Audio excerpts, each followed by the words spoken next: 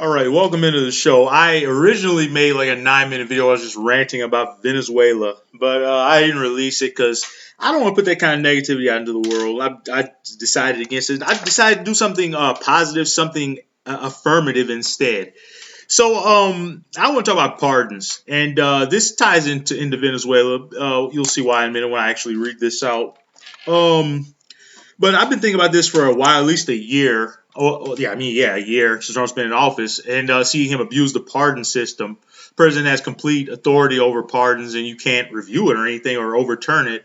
And I just got a little plan here. I don't know why I do this. I put out many plans where, like, I have a family bill of rights about child care, paying for pregnancies, baby formula. I can't remember what was in it. I did like a year ago. I have a plan to nationalize rail. It's like I tried so fucking hard to use my brain to come up with solutions for this country. I know I'm just a small YouTuber. At least I'm trying. Most people don't even do that.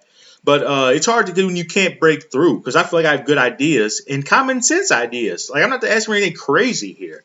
And I understand it's probably never happened, but at least I'm putting the idea into the ether. Anyways, let's go. Let's do this. So background, many presidents of the United States have been, and I wrote all this. I didn't use AI or anything. This is all from my brain. I sat here about 30 minutes to just churn this out. Many presidents of the United States have been lawyers and legal experts. This does not apply to the current occupant. The president of the United States has plenary means complete, authority, pardon power for federal crimes, or excuse me, federal charges and convictions. Federal cases are notoriously more complex than their state counterparts. The president does not have authority over state crimes, by the way, for context. Reviewing these cases would obviously require a great deal of long-form reading. The current occupant of the White House famously has a disdain for long-form reading. He has trouble reading a single sheet of paper, which is why I'm very, very skeptical he even reviews these cases at all. He tells you I don't know the guy after he gives him a pardon. Just how much money you putting into my account, my crypto account. Having such an uncurious and openly corrupt individual making pardon decisions is reckless and makes communities less safe is evidenced by the many January 6th defendants who have gone on to commit crimes against women, children, and others. Juan Orlando Hernandez, the former president of Honduras, was convicted of trafficking nearly 400 tons of cocaine into the United States. He was granted a full pardon. And then you want to talk about Maduro trafficking drugs into the United States. Give me a fucking break. Miss me with all that.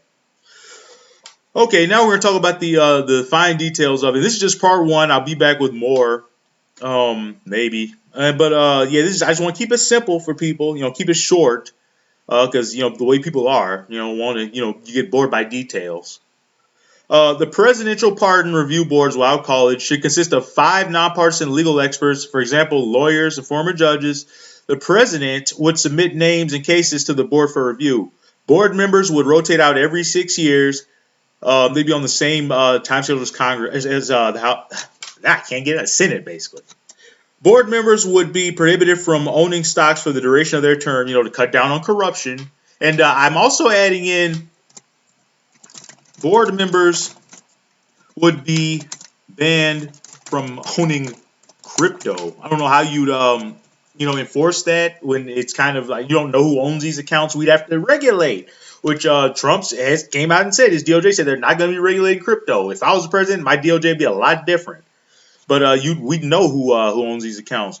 But you wouldn't be able to own any crypto because that's a corruption. It's not like a regular bank account. You can put money in your crypto account, one of these members, and they could be compromised. Can't have that. Okay, and finally, sexual crimes would not be eligible for a pardon or commutation. I think it's just common sense. But yeah, that's all I got for now. And I'll be back with the part 2. I hope. Anyways, there you go.